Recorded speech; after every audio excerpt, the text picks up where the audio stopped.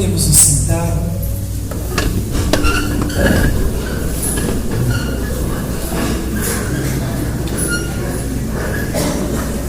O Espírito Santo foi trazendo ao meu coração uma lembrança de um testemunho de uma serva que eu pude acompanhar, pude conviver com essa mulher de Deus por muitos anos. Ela foi a minha coordenadora do grupo de oração, me formou, me ensinou sobre os dons e vivemos muito tempo. Na época era o grupo de oração para jovens, enfim.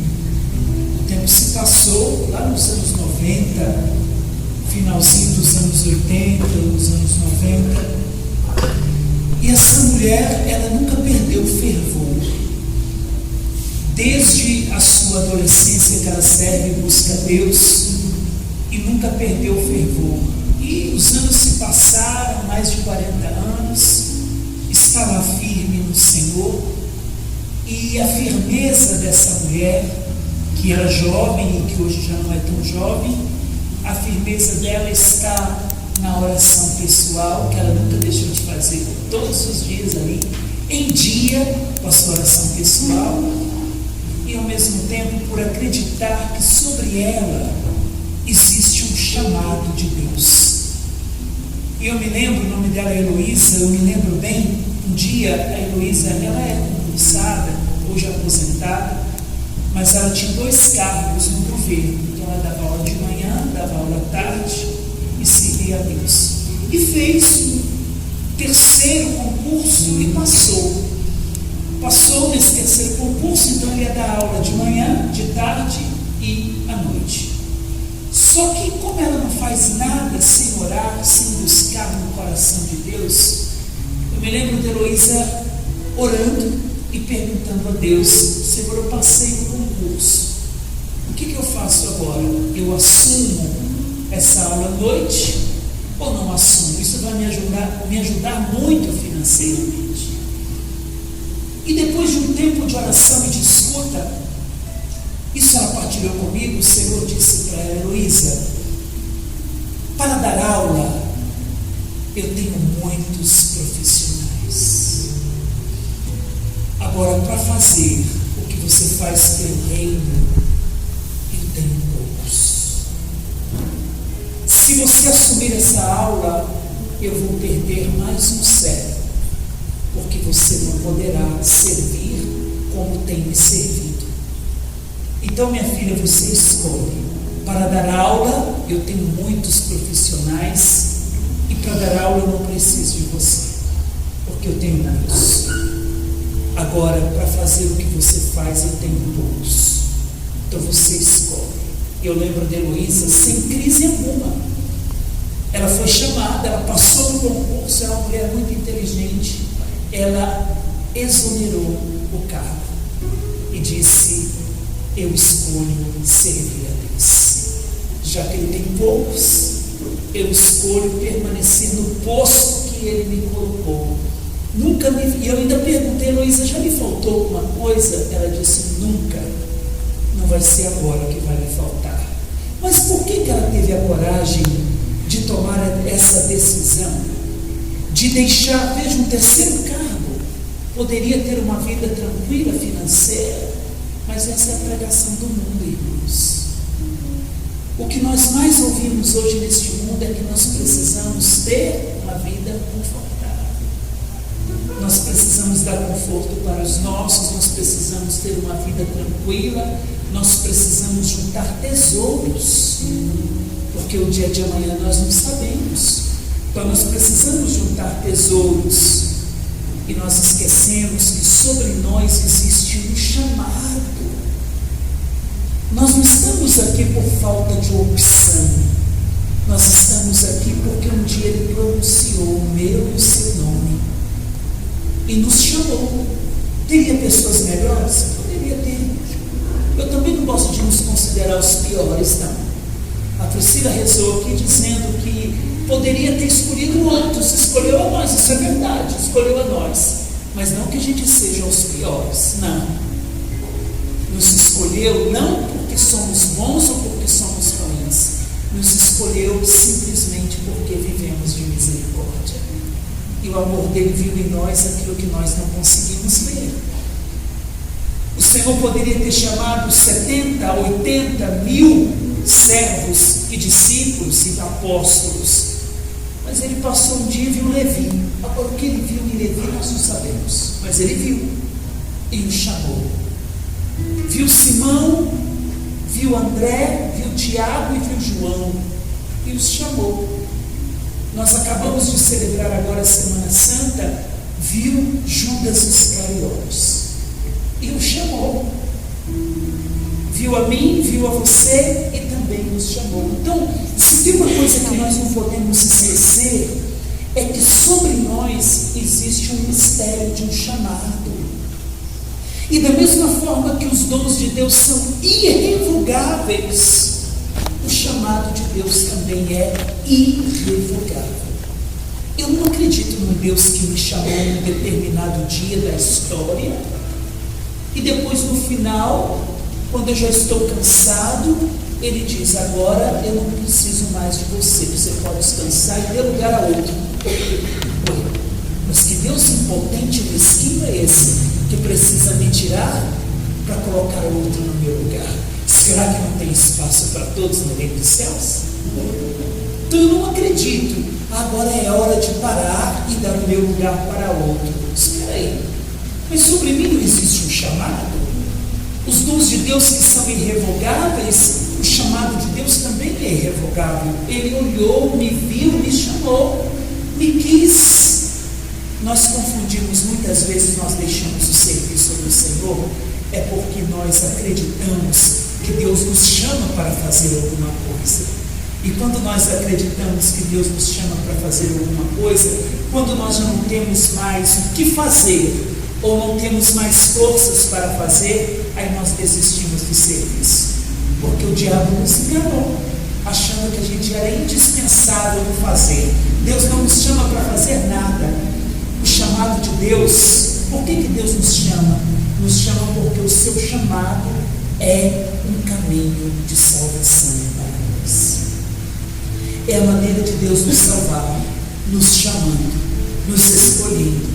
Então o lugar que Deus nos põe é o lugar que Ele escolheu para nos salvar. O nosso chamado é o nosso lugar no mundo. É a maneira que Deus se utiliza para nos salvar. Então o meu chamado no grupo de oração, o meu chamado na renovação, o meu chamado na igreja, o meu chamado a um serviço para o Senhor é o meu meio de santificação. E é através desse chamado que Deus quer me salvar. E Deus não vê outra forma de me salvar a não ser naquele chamado. Então, muitos pararam no meio do caminho, muitos deixaram, e muitos deixarão. Mas o chamado de Deus é sempre o mesmo. Deus chama e o seu chamado é irrevogável. Só que como que nós permanecemos fiéis a Deus? Nós permanecemos fiéis a Deus e ao seu chamado quando, na medida que o tempo vai passando, nós vamos permitindo que Deus vai trabalhando em nós. E que o trabalho de Deus em nós não para. O trabalho de Deus em nós continua. E Deus vai trabalhar em nós até o final da nossa vida. Até quando nós estivermos entregando a nossa alma a Deus, Deus está trabalhando em nós. Existem dois momentos de grande obediência a Deus. Na verdade são três. O primeiro momento de obediência a Deus é quando Ele nos chama a vida e nós obedecemos e nascemos. Deus nos chama a vida. Foi assim quando Deus chamou Adão e Eva. O primeiro ato de obediência do homem a Deus, ele veio à vida, obedeceu a Deus. O segundo ato de obediência, ele se dá desde o nosso nascimento até o dia da nossa morte. É o segundo ato de obediência. Então nós vamos obedecendo a Deus no dia a dia, obedecendo a Deus no dia a dia. E sabe qual é o termômetro para nós vermos se uma pessoa é ungida por Deus, ungida pelo Espírito? Como que eu sei que aquele irmão, que aquela irmã são pessoas que buscam a santidade e vive uma experiência cotidiana com Deus, é alguém ungido por Deus, se mede a unção de alguém a partir da obediência dela a Deus. Sem obediência não há unção. Pode ter tudo, menos unção, sem obediência a Deus. E quanto mais interessante, hoje nós falamos tanto da glória de Deus e nós queremos beber da glória de Deus. Só que a palavra glória, ela vem de uma raiz hebraica, sheriná, que significa peso. A glória de Deus não é leve, a glória de Deus é pesada. E por que a glória de Deus é pesada? Porque quanto mais eu estou cheio da glória de Deus, mais curvado eu estou diante de Deus em obediência a Ele. Por isso que Maria Santíssima era a mulher íntegra. É uma pena que ainda não tem uma imagem de Nossa Senhora totalmente encurvada diante de Deus. Porque quanto mais a glória de Deus está sobre nós, mais encurvados nós estamos diante dele, em obediência. A pessoa ungida é aquela pessoa que no final da sua vida, ela já não tem mais vontade própria. Já não sou eu mais que vivo, é Cristo que vive em mim. É uma pessoa que se curva no dia a dia diante da vontade de Deus, se curva diante do querer de Deus, prefere perder esse mundo a perder a vida de Deus. Então, quanto mais a glória de Deus está sobre mim, mais eu devo estar em obediência. Qual é a maior exortação de Deus no Antigo Testamento para o seu povo?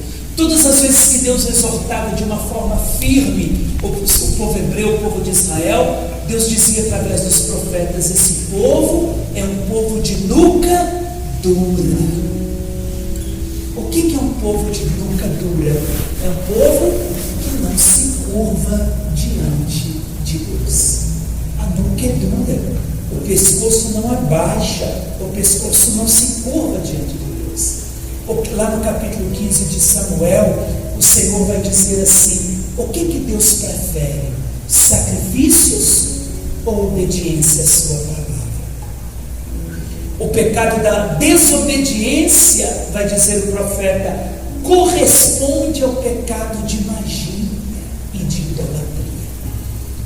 Todas as vezes que nós desobedecemos a Deus, nós incorremos na mesma gravidade do pecado de magia e de idolatria, quando nós queremos fazer a nossa vontade.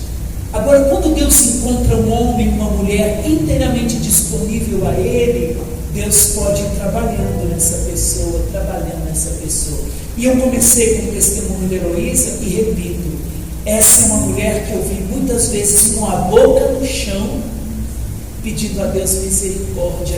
Eu quero te obedecer, Jesus, está difícil, mas eu vou te obedecer.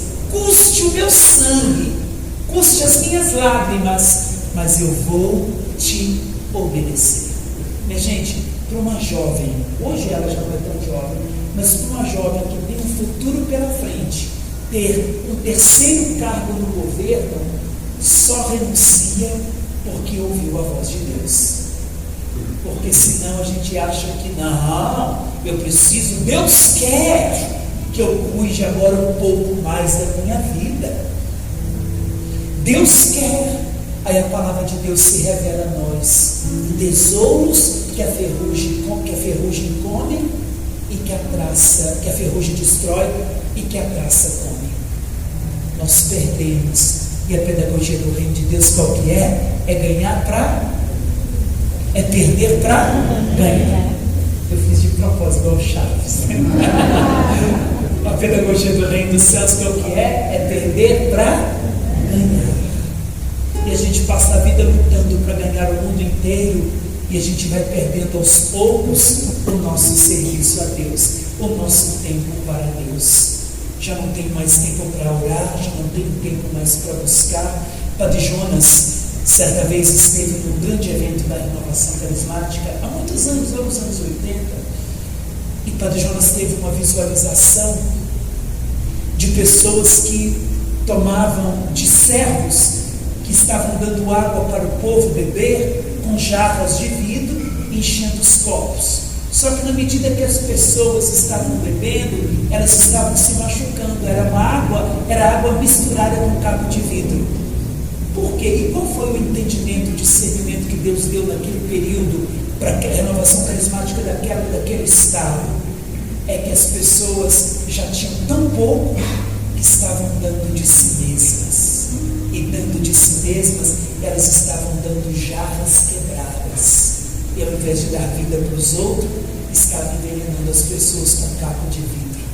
E a renovação naquele lugar patinava, machucada, sem sair do lugar, porque os servos não estavam dando mais de Deus, porque também não buscavam. Então estavam dando mais de si do que do próprio Espírito de Deus. Percebe-se quando nós já não temos mais tempo para Deus, tempo para oração pessoal, tempo para buscarmos, não existe obediência a Deus. Só existe obediência para aqueles que oram, porque os que oram vão ouvir a Deus. Eu fico impressionado quando a gente... Como que serve a Deus sem orar, minha gente? Eu fico me questionando. Como que eu vou para um evento? Como que eu vou para um momento de oração? Como que eu vou para uma pregação? Como que eu vou servir a Deus? Ah, mas eu estou servindo na cozinha. E daí? Você só está na cozinha porque um dia o Senhor te chamou. Então você não está servindo ao fogão, você está servindo ao dono do fogão. Você está servindo a Deus. Então eu fico impressionado como que se busca, como que serve a Deus sem buscar no coração de Deus o que Deus quer.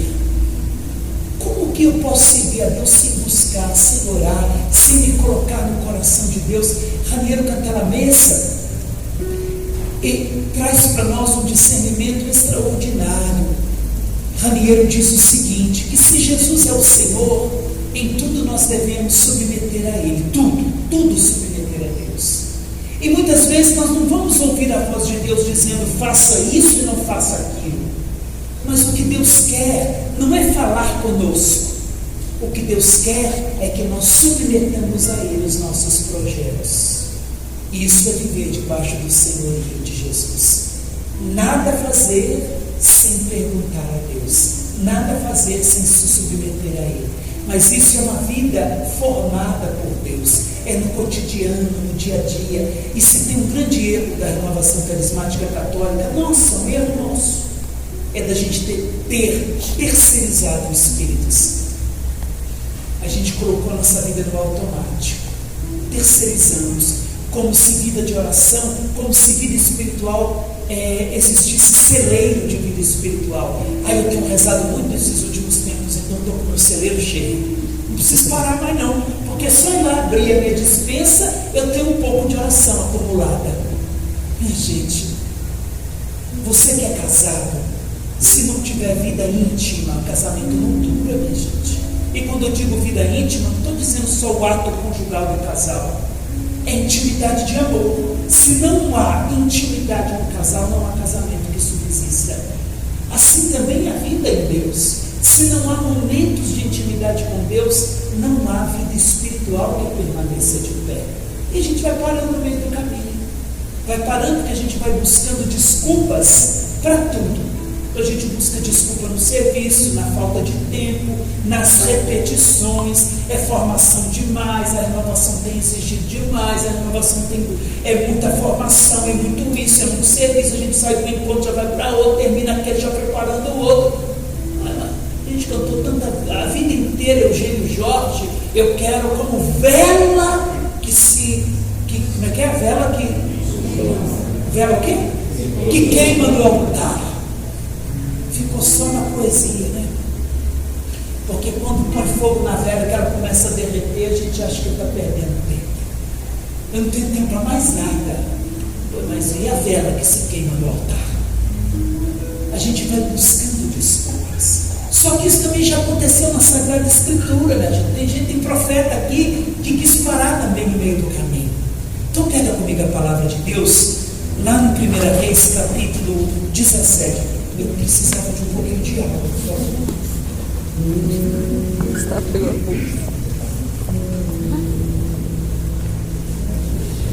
1 Reis, capítulo 17. nós vamos falar de um profeta carismático, que fazia descer fogo do céu, mas que num determinado momento da vida se deu o luxo de parar. Se tem uma coisa que eu acho extraordinária na palavra de Deus e no próprio Deus, é que Ele não desiste da gente. A gente é pedra dura e Deus não desiste. A gente desiste. Quando a gente já tentou 1000 vezes com a pessoa, ela não quer, a gente faz igual Pilatos. Vamos lavar as mãos, já tentei, não tem mais o que fazer, fulano não quer, eu não posso invadir a liberdade dele, ele não quer, mas Deus não desiste. E nós vamos ver aqui na Sagrada Escritura a maneira de Deus trabalhar, a maneira de Deus agir, a delicadeza de Deus que não desiste de nós. Se Deus tivesse desistido de nós, onde a gente estaria? É melhor nem pensar, na verdade, se Deus tivesse desistido da gente. E não desiste, né? Olha pra gente, meu filho, mais uma vez, né? Não tem problema não, vamos lá, vamos recomeçar. Ainda bem que Deus não desiste de nós, o amor de Deus não impede de desistir de nós. Então, capítulo 17, versículo 1. O profeta Elias, eu queria trazer para você o significado do nome Elias. Elias, no hebraico, significa Deus é Yahvé. E é diferente. É diferente de eu sou Deus. Elias significa El, que significa Deus. Então, a essência do nome de Elias é revelar que ele não é Deus, mas que existe um Deus. Então ele revela quem é Deus. Ele é Deus. E eu creio que é essa a grande missão da renovação carismática católica. Nós revelamos para o mundo quem é Deus. Nós revelamos para o mundo. É interessante que eu vivi muitos anos na França e participei de alguns grupos de oração lá. E os grupos de oração lá ainda continuam daquele jeitinho que a renovação começou nos inícios.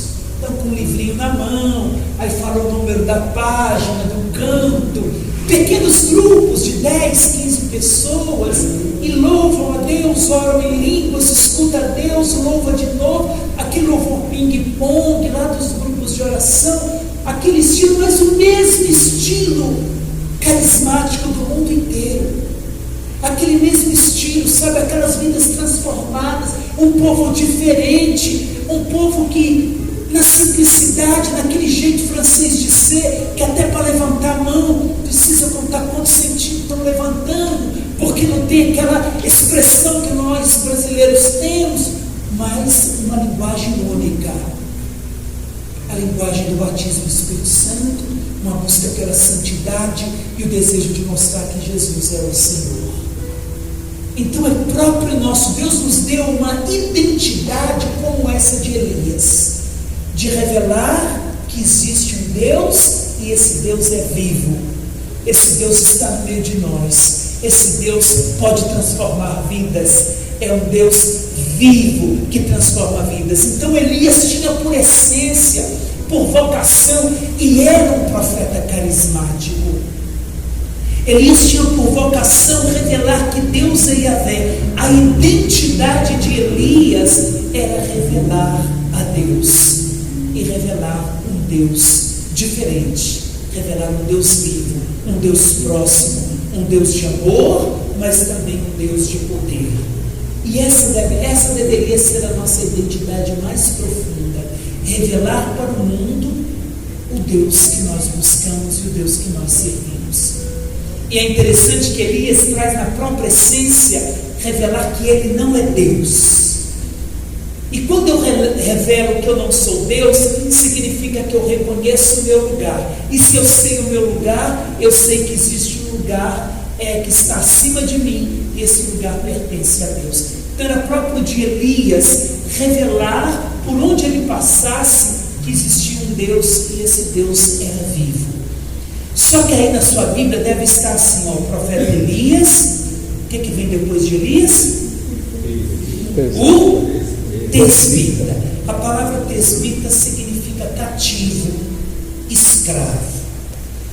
Então Elias, mesmo sendo, e não é à toa que está aqui isso no texto bíblico, significa que ele tinha por vocação, por identidade, revelar a Deus, mas ele vivia ainda grandes escravidões interiores, vivia cativo ainda.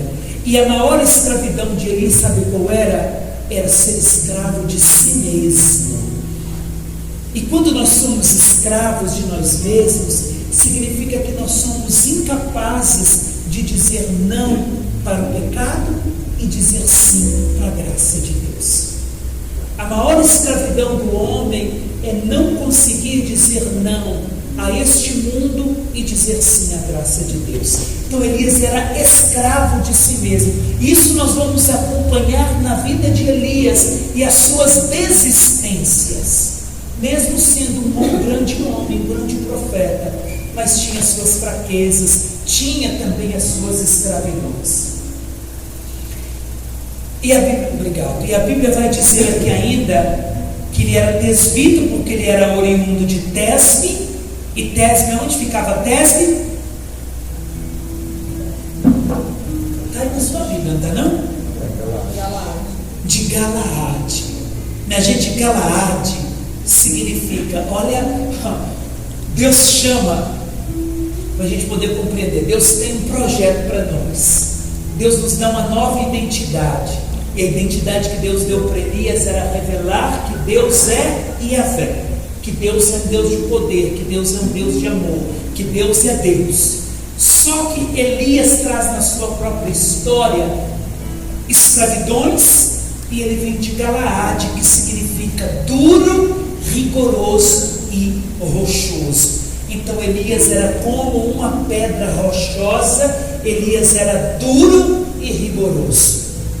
Então por aí nós já sabemos qual vai ser o trabalho de Deus com Elias. Quem é duro, quem é rochoso, quem é como uma pedra, qual que é o trabalho de Deus na vida dessa pessoa? É quebrar a pedra, é trabalhar a pedra. Antes de Jesus, quando Jesus olha para Simão Pedro e diz: tu és Pedro, e sobre esta pedra edificarei a minha igreja, logo em seguida começou a formação de Simão Pedro. Ele já foi chamado de Satanás. Eu acho que você nunca na sua oração pessoal ouviu Jesus chamando você de Satanás. Eu nunca ouvi. Espero não ter que ouvir ser chamado de Satanás. Mas Pedro ouviu isso a queima-roupa. E não só isso, o texto no grego vai dizer, a nossa Bíblia não traduz do jeito que deveria traduzir, o nosso português. O português diz, afasta de mim, Satanás. Mas o texto bíblico diz no grego, para trás de mim, Satanás. É Jesus dizendo para Simão Pedro: todas as vezes que você quiser passar na minha frente, você vai se tornar Satanás, vai se tornar meu inimigo. Todas as vezes, Simão, que você quiser passar na minha frente, saiba que você se torna Satanás, porque o lugar do discípulo é atrás.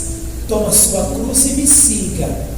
O lugar da ovelha é atrás do pastor. Toda vez que a ovelha quiser passar na frente do pastor, ela se torna Satanás.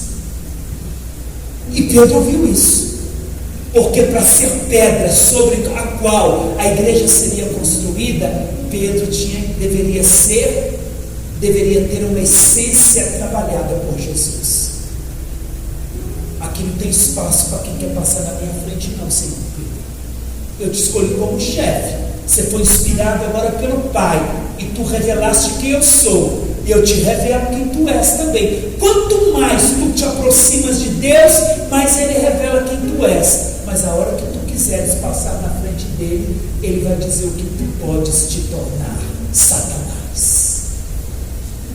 Quanto mais eu me aproximo de Deus, mais eu conheço e mais Ele revela quem sou eu.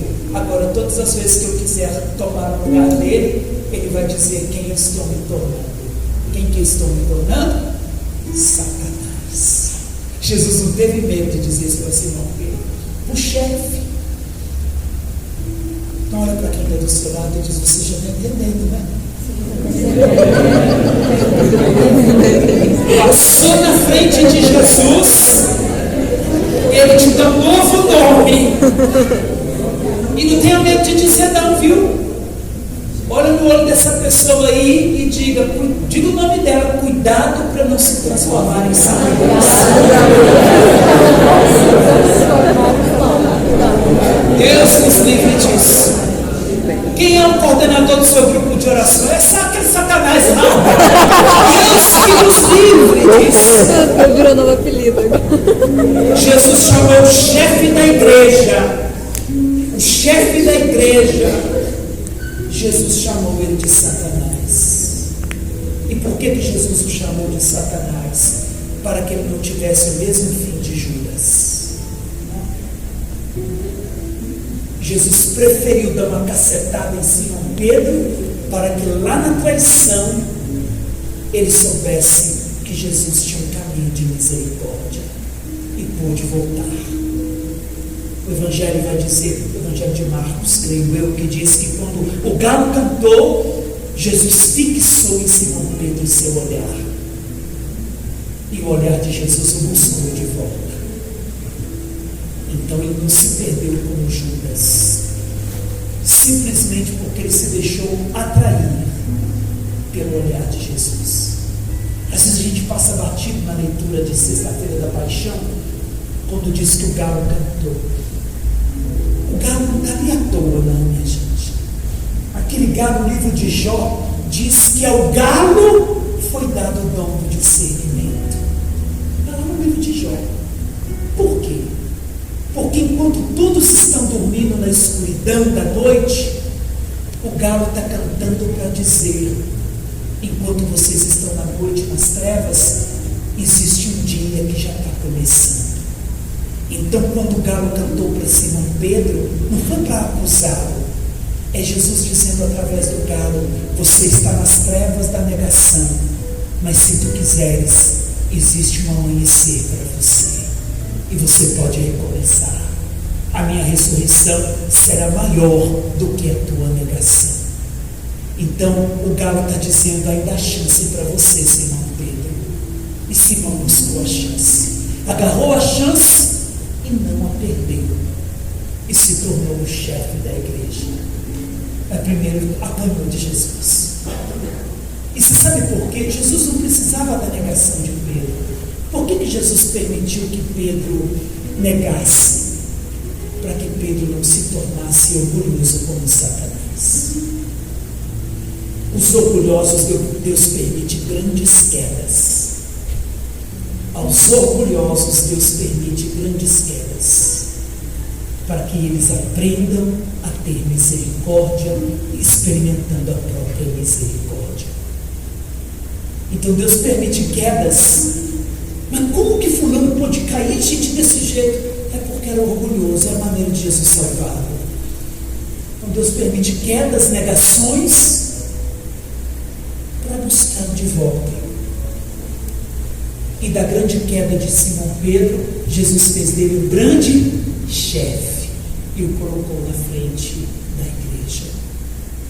E é isso que Deus quer trabalhar com Elias também, para ser um grande profeta e depois aparecer lá na transfiguração de Jesus. Para ter um lugar na transfiguração de Jesus, foi preciso ser trabalhado primeiro por Deus. Quer ser um servo ungido? Quer ser um servo obediente? Quer aparecer na transfiguração de Jesus? Então a gente vai ter que deixar Deus trabalhar em nós. E o trabalho de Deus, minha gente, não é brincadeira, não.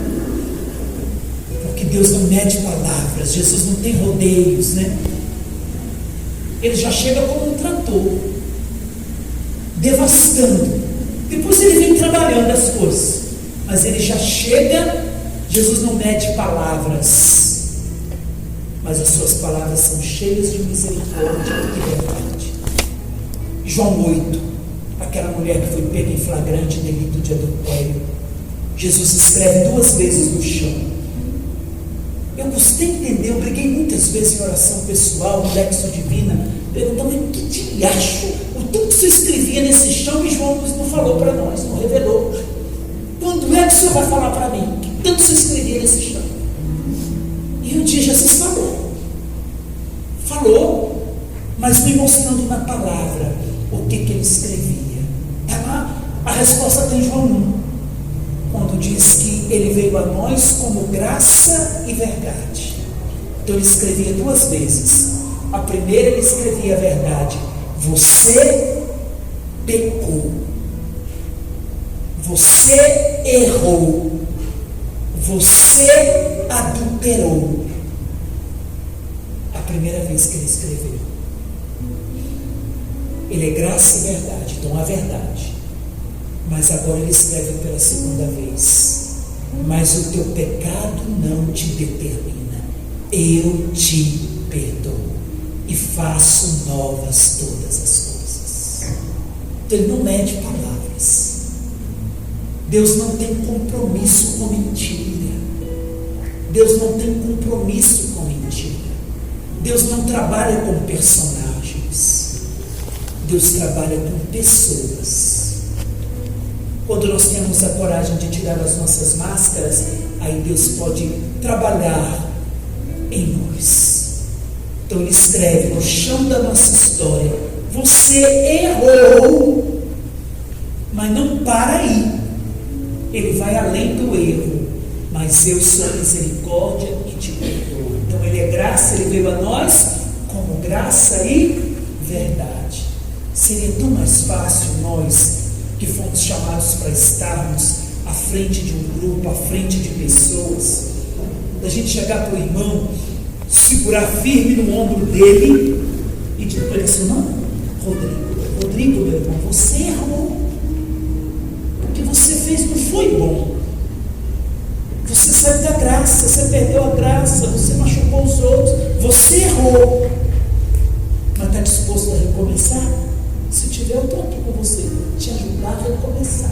Nós vamos recomeçar juntos. Mas você errou. Mas a graça de Deus é maior que o seu erro. Está disposto a recomeçar? Sim, ó. Então vai lá pedir perdão para todos que se machucou, porque a gente só recomeça reparando os nossos erros, não é entregando os erros para a misericórdia, não. Então a gente vai lá recomeçar, fazer o caminho de volta e levantar. É assim que Jesus trabalha. Esse negócio de jogar para Jesus, sabe? Agora fica na misericórdia. Não foi ele que saiu estragando as coisas? Não foi você que saiu estragando? Então agora volta consertando. Volta consertando. E depois ele que vai curando, cicatrizando, mas cabe a nós voltar consertando. Verdade e graça. É assim que Deus trabalha com a gente, mas nós estamos só no primeiro versículo. Vamos lá. Desmita, oriundo então de Galaade. É a maneira que Deus trabalha com gente dura.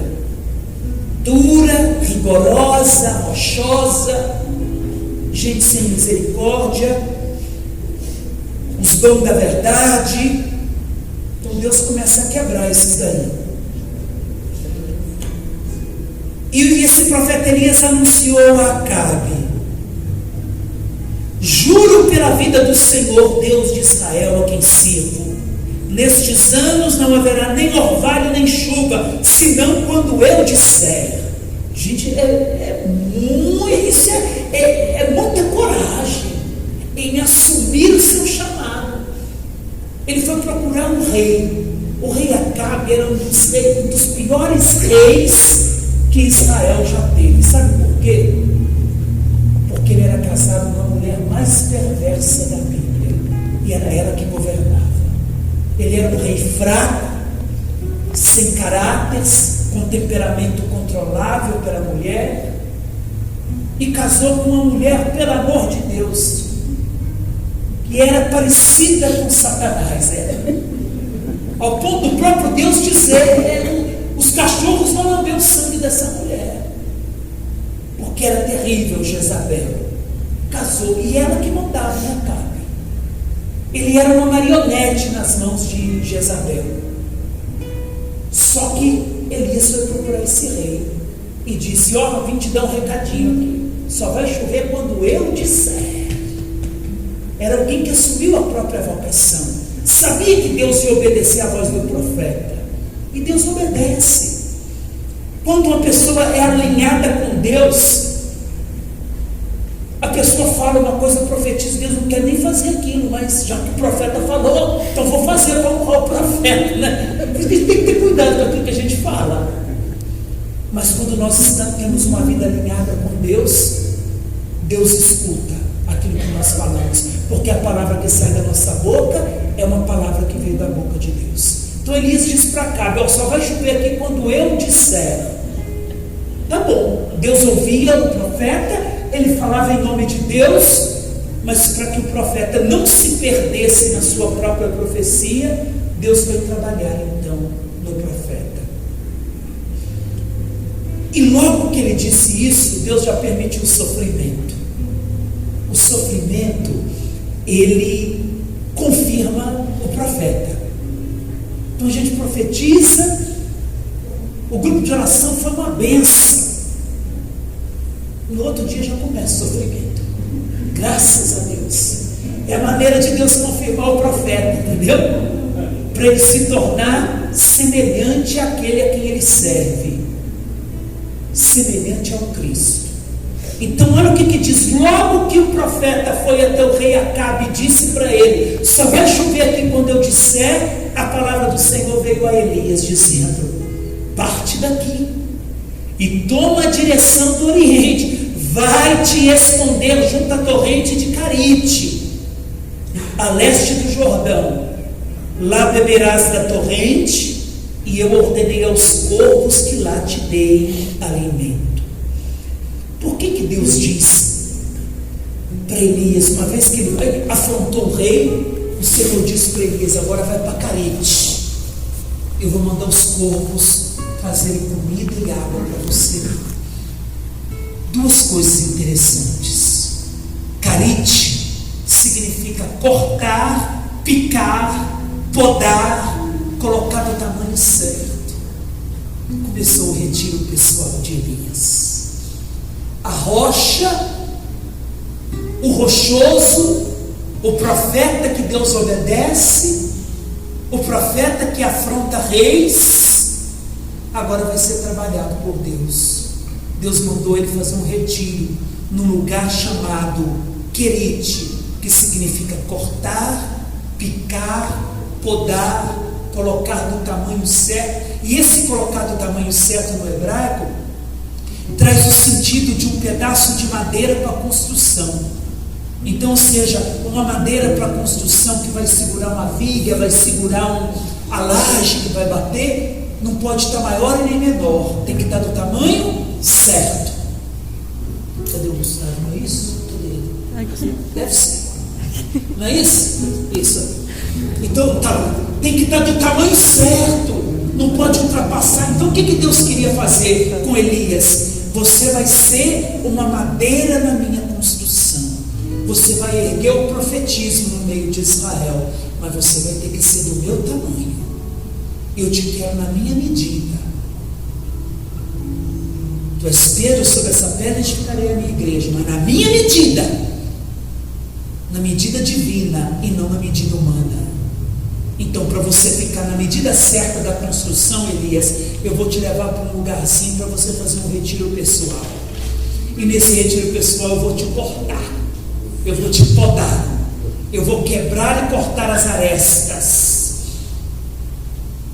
Você quer ficar da medida de Cristo? Quer? Até com medo de responder, né? Quer estar na medida de Cristo?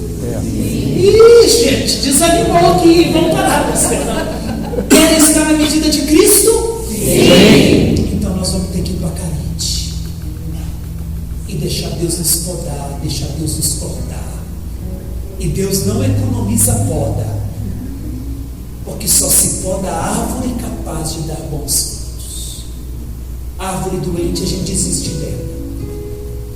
Agora a árvore que está boa para dar frutos, ela precisa ser podada. E quando Deus poda, Ele nos deixa quase mortos. quase mortos. Uma árvore podada, parece que ela nunca... Gente, quando a gente vai fazer a poda de uma videira, eu lembro do meu tio cortando lá as uvas, as folhas, eu falei assim, meu Deus do céu, não vai sobrar nada disso aqui. Ficava só um toquinho lá. Parecia que tinha matado a árvore. No outro ano era tanta uva. É assim que Deus faz, Ele vai podando, nos deixa no toquinho, pequenininho lá no canto. Agora acabou, morreu, esse árvore aí não tem mais nada para ele. No outro ano ele está cheio de frutos. Foi o que Deus fez. Elias, você vai ser um grande profeta. Mas antes de ser um grande profeta, vamos fazer um retiro pessoal. E por que o corvo, minha gente? O corvo ia levar comida. O corvo é o único animal da Bíblia, é a única ave da Bíblia. E os estudos também dizem isso. O corvo é a única ave capaz de negligenciar os seus filhotes no momento de perigo.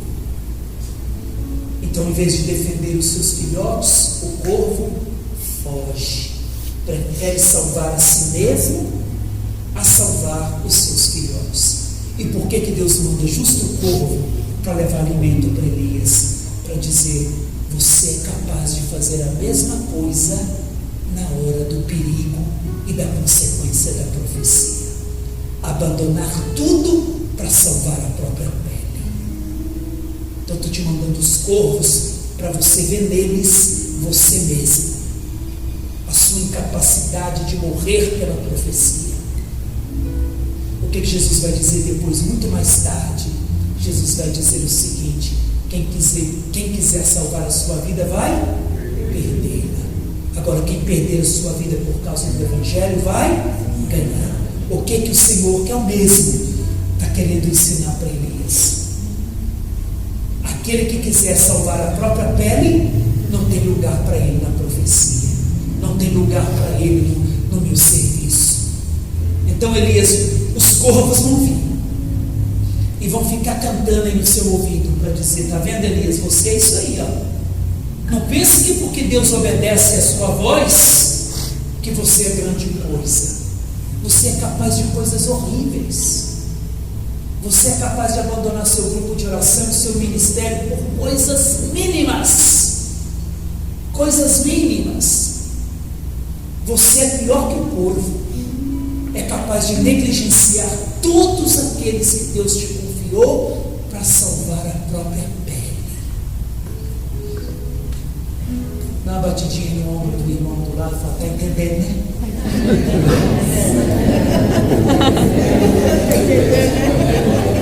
Deus mandou um corvo para falar com vocês hoje. Apenas para revelar aquilo que nós somos capazes de fazer. Abandonar tudo que Deus nos confiou simplesmente para salvar a nossa própria pele. Que retiro, hein? Um retiro desse é alimentado por corvos. E eles, cada cantada, nem sei o que o corvo, ele não canta, né? Ele faz um grunhido, isso aí. A irmã que sabe tudo. O grunhido do corvo. O grunhido do corvo revela aquilo que nós somos capazes de fazer. E não deve ser bonito um grunhido de um corvo, 3, 4 dias de retiro aqui na cabeça da gente, ó. Você se acha muito padre do lado. Você é capaz de fugir para salvar a própria pele. Se no meio de 12, 11 fugiram, será que a gente é melhor que os 11? A gente também é capaz de fugir para salvar a própria pele. A gente corta a orelha de um e sai correndo, igual o Pedro fez. É um texto, né, gente, que eu já rezei muito com esse texto aí. A gente acha bonitinho, né? Pedro lá nervoso, cortou a orelha de Malco, a orelha caiu lá no chão. Mas aquele gesto de cortar a orelha é um gesto que revela sobre a vida de Simão. A palavra Simão significa aquele que escuta. Quando ele corta a orelha de Malco, significa que ele já não escuta mais a Deus. Ele estava cortando a sua própria orelha. Quando ele corta orelha de Malco, na verdade ele está dizendo: eu já fiquei surdo há muito tempo e já não estou escutando mais a Deus. E daqui a pouco negou. É alguém de ilusões. Deus trabalhou em Simão Pedro, que ele era um homem iludido. Ele se achava bom demais. Mesmo que todos te abandonem, eu não te abandonarei. Ah, é? Fico imaginando Jesus dando aquela olhadinha, né? Tá bom. Vocês vão tudo fugir. Vou ficar sozinho, mesmo que todos fujam. Eu jamais fugirei, jamais te abandonarei. Mesmo que tu morras, ou enfim, eu morrerei contigo. Tá bom, Senhor. Tá bom, você vai ver o que vai acontecer nessa noite. Aí ele vai, corta a orelha do mal. Jesus olha para ele e fala: já está sem orelha. Percebe-se, os pequenos gestos da Sagrada Escritura revelam tudo sobre nós. Porque na Sagrada Escritura nós encontramos quem nós somos. Ali está o nome de Deus. Em Deus nós encontramos quem nós somos. Nós encontramos a nossa própria identidade. Só que são essas as delicadezas da palavra de Deus.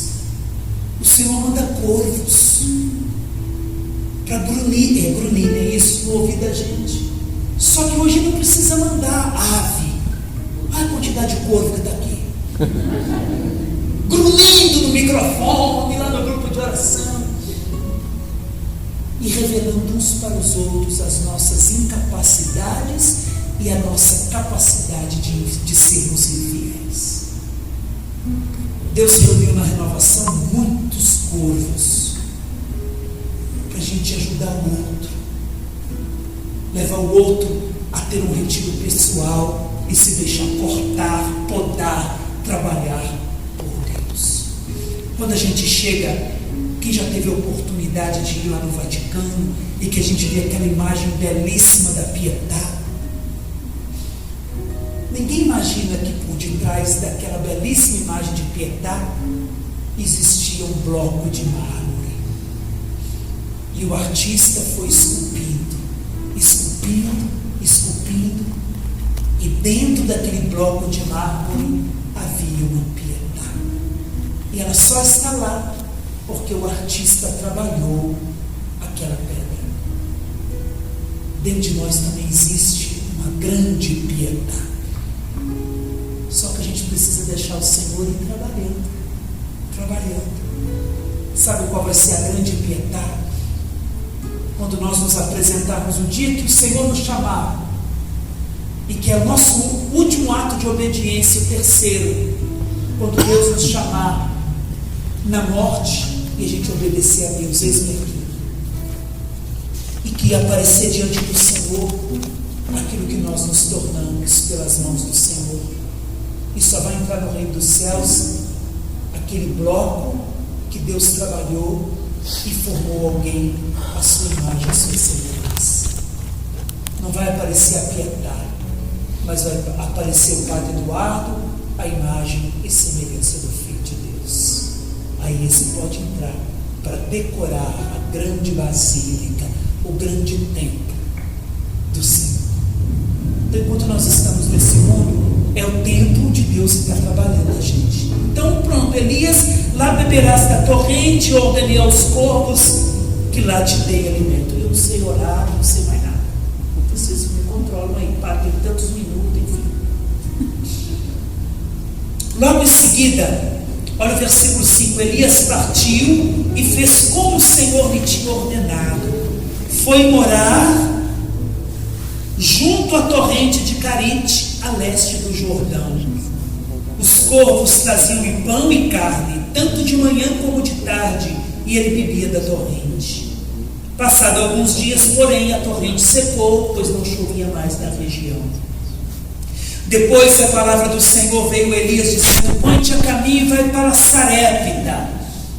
Não bastou, Carite significa cortar, podar.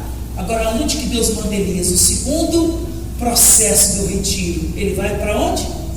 Sarepta. Agora que a coisa fica feia. Sarepta significa fundidor, lugar da fundição. É agora a hora de fundir o ferro, de malhar o ferro. Já viu como é que faz espada? Derrete o ferro, faz a espada, bate, malha a espada. Se ela quebrar, tem que derreter de novo, porque na guerra não pode quebrar. Então o ferro tem que ser malhado, derrete, fica vermelhinho, põe na forma, depois ele é malhado, apanha, porque quanto mais ele apanha, mais forte ele fica e não vai se quebrar na guerra. Deus ainda tinha um grande trabalho para Elias, só que ele não podia quebrar no meio do trabalho. Então, além de ser cortado e podado, ele ainda vai para Sarepta. Sarepta, minha gente, ele vai fazer grande milagre. É o milagre da farinha, o milagre do óleo. Todo mundo conhece esse milagre. A gente acha bonito, né? Elias passa e diz: não vai faltar azeite, não vai faltar farinha. Glória a Deus. A gente dá um aleluia, dá um glória a Deus, porque Deus está prometendo que não vai faltar farinha nem azeite. Mas a gente esquece que antes de profetizar que não vai faltar farinha nem azeite, primeiro ele foi malhado. Ele teve que aprender a ser um ferro que não se quebra. Profetiza aí na vida do seu irmão, diga: quer ser um ferro que não se quebra na guerra? Quer ser um ferro que não se Quer ser uma espada afiada nas mãos do Senhor? Então se prepara. Então vai ser malhado pelo próprio Deus. Vai ser trabalhado por Deus no fogo da fundição. Irmãos, você é preferível ser trabalhado no fogo da fundição do que perecer no fogo do inferno, não é verdade? O fogo de Deus é misericórdia. O fogo de Deus é misericórdia. Então, teve milagre, teve tudo. Aí depois Elias quis desafiar, depois capítulo 18, capítulo 19, a gente já vai caminhando para o fim. Elias quis desafiar os profetas de Baal. 400 profetas, a gente conhece muito bem. Vocês vão aí gritar o Deus de vocês, se descer fogo do céu. Mas por que ele fez isso?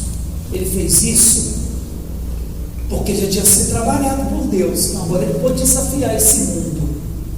A gente só pode desafiar esse mundo se a gente estiver certo daquilo que nós queremos, porque depois tem consequência, minha gente. Depois tem consequência. É uma guerra contra o diabo, depois uma guerra contra a carne, contra esse mundo, e uma guerra contra nós mesmos. Ano passado, eu saí todos os finais de semana em missão. Todos. Eu desci de um avião e entrava em outro. Todos os finais de semana. Não tinha paróquia, então todos os finais de semana eu estava numa missão. Mas eu sei o que eu experimentei depois de cada missão. Uma guerra contra o diabo, contra esse mundo e contra mim mesmo. Então eu tinha que sair de uma missão. Eu tinha aí de segunda, chegava um bagaço na segunda, tinha que descansar. Tinha terça, quarta, quinta para orar e preparar a outra missão do outro final de semana. Isso quando não saía de uma missão, já ia para outra. Então já tinha que ir preparado. Foram guerras espirituais, guerras espirituais. Então veja, a gente só aguenta afrontar esse mundo se a gente já foi trabalhado por Deus. Passado pela fundição, na oficina do oleiro, humilhado e assim por diante, humilhado por Deus. Então Elias agora vai afrontar, junto os 400 profetas de Baal, vocês começam a pedir aí Baal, se descer fogo do céu, eu acredito que Baal é Deus. E a Bíblia vai ter engraçada na Bíblia, e o povo gritando, se flagelando, e Elias dizendo: gritem mais alto, pode ser que o Deus de vocês esteja muito ocupado. Grita mais alto, Baal não está ouvindo. E o povo gritava, se flagelava até a tarde, nada aconteceu. Aí Elias disse: agora é minha vez. Então vamos preparar aqui o altar do sacrifício. Pôs a lenha. Então vamos pedir fogo do céu. Não, espera aí. Joga água por cima da lenha. Elias disse: joga água. Não, pouca água ainda. Então faz agora uma vala em volta da madeira, enche de água. Vamos atrapalhar o fogo do alto. Vamos pôr bastante água, joga mais água. E agora eu vou clamar ao meu Deus. Bastou uma palavra, desceu fogo do alto, queimou tudo. Elias foi lá, passou o fio da espada, os 400 profetas de Baal. Aí a notícia chegou para quem? Chegou a Jezabel. Aí a coisa engrossou. Chegou a Jezabel, olha o capítulo 19. Acabe, versículo 1. 5 minutos? Tá bom. Eu, em 5 minutos, vou tentar terminar. Acabe contou a Jezabel tudo que Elias tinha feito e como tinha passado ao fio da espada todos os profetas de Baal. Acabe foi lá contar para a esposa. Então Jezabel mandou uma mensagem para um mensageiro a Elias para lhe dizer: os deuses me cumulem de castigos se amanhã, a esta hora, eu não tiver feito contigo o mesmo que tu fizeste com a vida desses profetas. Minha gente, você ser ameaçado, quem é casado sabe. O homem que já é ameaçado pela esposa, a coisa já fica difícil. Agora você imagina ser ameaçada pela mulher mais perversa da Bíblia. Nessa hora Elias tremeu todinho. Foi só um recado: amanhã, essa hora, se eu não tiver feito contigo o que tu fizeste com os 400 profetas de Baal, que os deuses me castiguem. Foi o recadinho do coração de Jezabel para Elias. Olha o que diz a Bíblia. Grife isso aí, viu, na sua Bíblia. Versículo 3 do capítulo 19. Elias ficou com medo. Espera aí. O homem que desceu, tirou fogo do céu. O homem que matou 400 profetas. O homem que disse para Acabe que só choveria quando ele dissesse. O homem que passou na casa da viúva e disse: não vai faltar farinha nem azeite. Não faltou farinha nem azeite. O homem que viu o corvo trazendo pão e carne para ele comer. O profeta teve medo. Medo de uma mulher. Medo de Jezabel. O profeta teve medo. Olha o que diz a Sagrada Escritura: e para salvar a sua vida, partiu. Jesus já tinha dito mais tarde: quem quer salvar a sua vida vai perdê-la. Elias teve medo e para salvar a sua vida partiu. Ele fez o mesmo processo de Lucas 15, daquele filho que partiu para um lugar distante. Esse partir aqui, sabe o que significa? Significa: para salvar a sua vida, eu vou abandonar a profecia. Para salvar a minha própria vida, eu vou abandonar o serviço de Deus, porque esse Deus está me dando muito trabalho. Então, para salvar a própria pele, eu vou partir, eu vou deixar, eu vou parar. Muitas vezes, quando a gente toma essa decisão de parar de servir a Deus, na verdade o que está por detrás de tudo isso é que a gente quer salvar a nossa própria pele. Eu vou salvar a minha vida. Então se salve, porque no final dela você estará perdido. Porque quem quiser salvar a sua própria vida vai perdê-la. Então, para salvar a sua própria vida, Elias fugiu, partiu. Chegou a Betsabeia de Judá e ali deixou seu servo. Pode grifar isso aí também. Quando ele deixa seu servo, o que ele está dizendo? Eu deixei a profecia e agora eu deixo o meu serviço. Quem já foi coordenador sabe muito bem, não é verdade? Zé Carlos está aqui, agora o Luiz e tantos outros, Renan. Quando o bendito ou a bendita chega e fala: eu vim aqui deixar o meu ministério. Ah, é? Vi que eu estou com muito problema em casa. Estou tendo tempo para mais nada. Então vou deixar meu ministério porque estou tendo muita aprovação. Agora estou cuidando de uma pessoa doente. Mas quando Deus te chamou, Ele não sabia disso? Será que ele é tão incapaz, tão medíocre, que ele não sabia que você teria problemas? Então ele errou quando te chamou. Ele é tão incapaz de te ajudar que você precisa deixar o serviço dele para fazer outras coisas, porque ele é incapaz de cuidar daquilo lá. Tudo que você pregou até hoje foi mentira. Que enquanto a gente deixa os nossos, Deus cuida dos nossos, enquanto a gente está cuidando dos outros. Então tudo isso foi mentira. É uma vida que grita por onde passa que Deus é mentiroso, que Deus brincou com a gente. Foi o que ele estava fazendo. Partiu e deixou o seu servo, deixou o seu serviço, deixou o seu ministério. Minha gente, quando um servo de Deus deixa o seu ministério, quando um servo de Deus deixa a profecia, ele está colocando em risco a salvação das almas. Ele está colocando em risco a salvação das almas. Porque Deus escolheu a ele. E o que ele deveria fazer, Jesus disse isso. É um evangelho que eu tenho medo. É um versículo que eu tenho medo quando Jesus disse: ele os enviou aos lugares onde ele deveria ir. Ele deixou de ir porque confiou nos seus escolhidos. Ele deixou de ir. Ele deixou de ir naquela casa porque ele confiou que você iria. Aí você não foi e ele também não foi. Aquela casa está correndo o risco de se perder porque você não cumpriu a sua missão. Ele deixou de ir para que você pudesse ir. Porque aquele que vê o servo de Deus vê o próprio Deus. Não é assim que Deus se apresenta a Moisés? Eu sou o Deus de Abraão, de Isaac e de Jacó. Você conhece Abraão, Isaac e Jacó? Moisés, conheço, você me conhece. Porque quem conhece os meus servos, conhecem a mim. Depois adentrou o deserto e caminhou o dia todo. Eu fico imaginando uma pessoa com medo fugindo de alguém. Como é que caminha? A pessoa que está com medo, gente, ela caminha olhando para trás. Qualquer ventinho no deserto, qualquer árvore que mexeu, qualquer barulho, era Jezabel na cabeça de Elias. Já está aqui. Já chegou no deserto.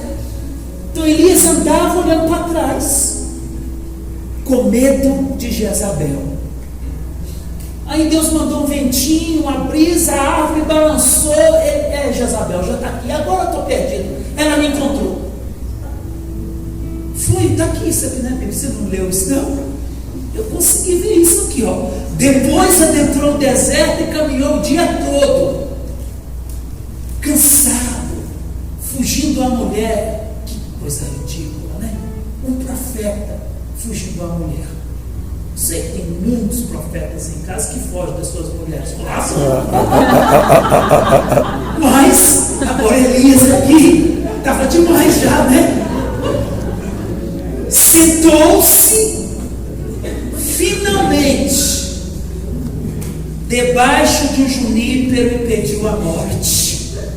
É preferível o Senhor me matar, me fulminar agora, a cair nas mãos de Jezabel. Gente, não é à toa esse texto, viu? Esses detalhes. Sentou-se, olha o que diz o texto bíblico. Sentou-se finalmente debaixo de um junípero e pediu a morte. Eu estou cansado de fugir dela. De toda maneira ela vai me encontrar, ela vai me pegar. Então vou sentar debaixo de um junípero. Você já viu alguém fugindo da polícia ficar sentado? Não foge, não senta. Vai fugir noite e dia. Imagina alguém fugindo de Jezabel, ia sentar? Não. Quando Elias senta, significa que é o primeiro passo da sua desistência. Agora eu já desisti da profecia, eu já desisti do serviço a Deus, agora eu desisti de mim. Primeiro passo, ele sentou-se debaixo de um junípero e pediu a morte. Desistiu de si. Coordenadores, preste bem atenção, onde eu estava rezando, o Senhor me deu esse discernimento. Esse é o caminho do servo que um dia vai chegar para dizer: estou abandonando meu ministério. ele já desistiu da profecia, ele já desistiu do serviço, ele já desistiu de si, e porque desistiu de si, já desistiu dos outros. E por fim, ele vai desistir de Deus. Aí ele entrega tudo. Não é uma dele. Quando ele chega para o coordenador e diz: eu entrego o meu ministério, essa desistência já começou há 2 anos. Ele já foi dando sinais que já estava desistindo. Quando começa com aquela palhaçada: estou tão cansado, já chama toda a equipe por cura, libertação e já exorciza. Exorciza. Esse irmão precisa ser exorcizado. Quando ele começa dizendo que está cansado, está cansado, então descansa. É foda, está cansado, descansa. Mas quero descansar eternamente. Então, para esse, deixa eu te ensinar. Você chama o irmão e diz: ó, nós vamos rezar, te exorcizar agora. Ou esse demônio do cansaço vai embora, ou nós já vamos pedir para você descansar eternamente. Então, nós vamos pedir uma crise cardíaca aqui para você já morre e descansa eternamente. Na hora a pessoa volta para o ministério. Esse ministério e não quer mais descansar, não quer. Espero que ela esteja pronta para descansar em Deus, porque senão também pode ser um descanso eterno em outro lugar, entendeu? Irmãos, agora eu termino mesmo. Olha o que diz aqui: pediu para si a morte, dizendo: agora basta, Senhor. Percebe que esse agora está no presente. Significa que Elias só estava vendo o presente, já esqueceu o passado, o que Deus havia feito, e não tinha visão mais de futuro daquilo que Deus poderia fazer. Quando o servo tira o olhar da potência do Espírito e começa a olhar só o seu presente, ele vai desistir, porque ele esquece o que Deus fez no passado, e com isso desacredita naquilo que Deus pode fazer no futuro. Então ele só olha para o seu presente. E ainda vai dizer: tira a minha vida, pois não sou melhor que meus pais. Já que os meus pais já foram, eu quero ir também. Agora é a desistência final. Lá ele estava sentado. Sentado você pode dar um pulo e correr. Agora, deitando-se no chão, adormeceu à sombra do Júpiter. Agora eu vou dormir, e quando ela me pegar, ela vai me matar dormindo. Agora é o final da desistência. Agora ele cruzou os braços, entrou num sono profundo, num torpor. Agora, se Deus não me matar, é ela que vai me matar, Jezabel.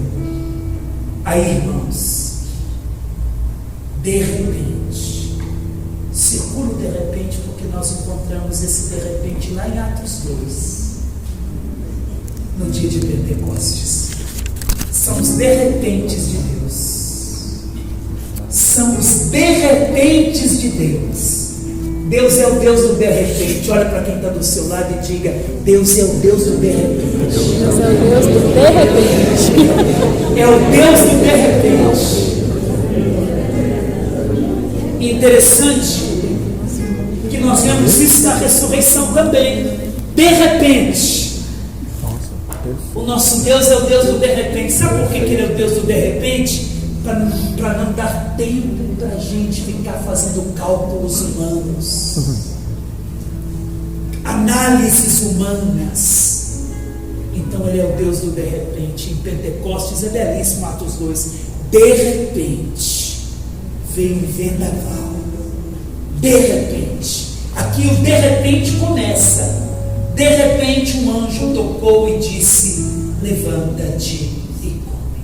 Elias estava deitado. Eu não acredito que o anjo tenha vindo Priscila e tocado nele e dito: levanta-te e anda. Não, já que ele estava deitado, esse anjo aqui, minha gente, é a prefiguração de Jesus. E se Jesus assume a nossa carne, ele vai onde o homem está.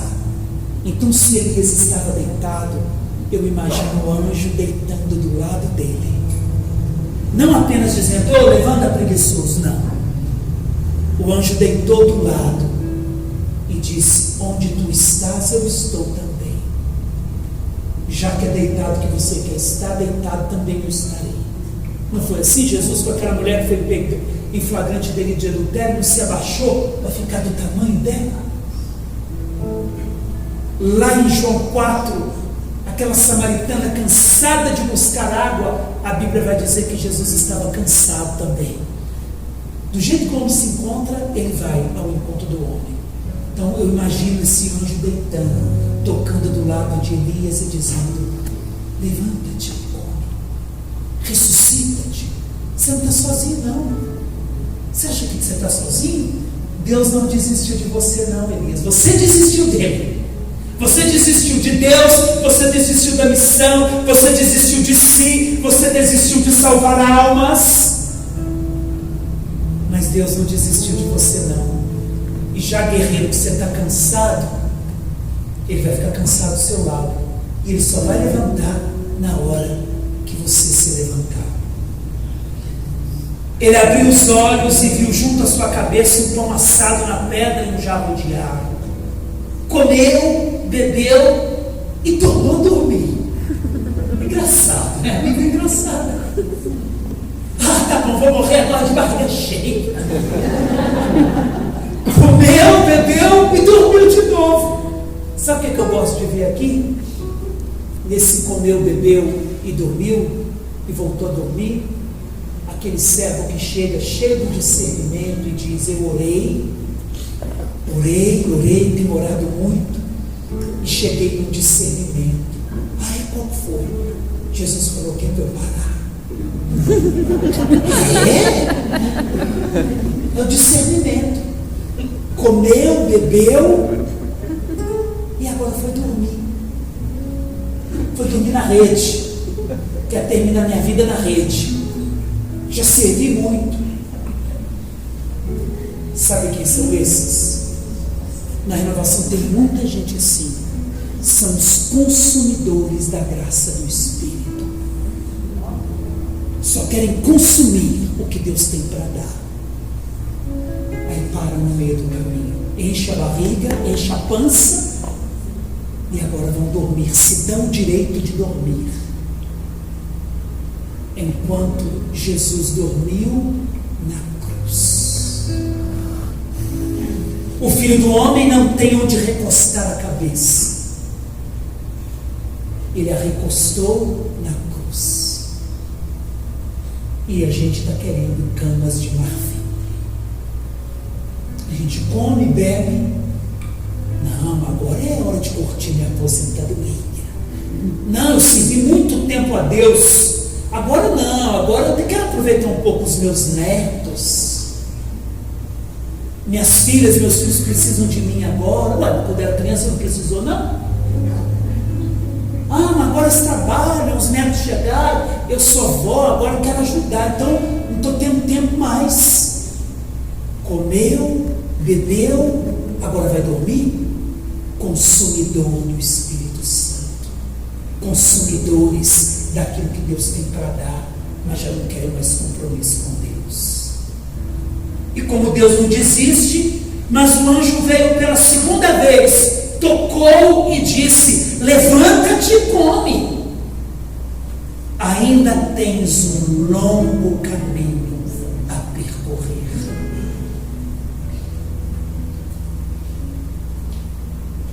Olha aqui para mim.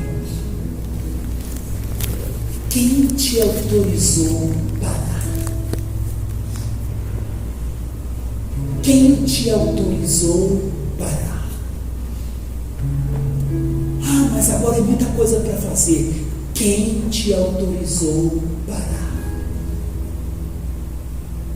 Levanta-te e come, porque tu tens ainda um longo caminho a percorrer.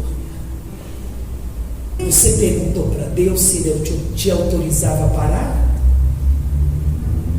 Se você ouviu Deus te dizendo pode parar, não é o Deus de Jesus Cristo. Não é.